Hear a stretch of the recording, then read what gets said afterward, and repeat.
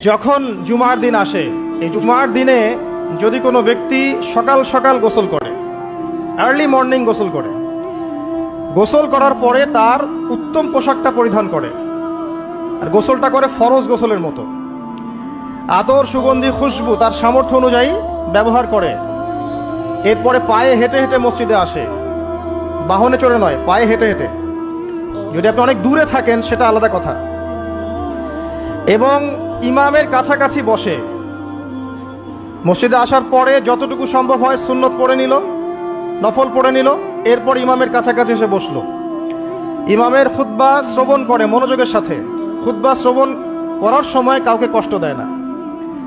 কাউকে কষ্ট দেয় না মানে হচ্ছে যে কেউ কথা বললে তাকে এতটুকু বলে না যে তুমি চুপ করো, কোনো কষ্ট দেয় না। ইমামের খুতবা শ্রবণ করে, নামাজ পড়ে ইমামের সাথে। এই ব্যক্তির আমল নামায় নবী সাল্লাল্লাহু আলাইহি ওয়াসাল্লাম বলছেন যে প্রত্যেক পদক্ষেপের বিনিময়ে 1 বছরের নফল নামাজ আর 1 বছরের নফল রোজার নেকি লেখা হয়।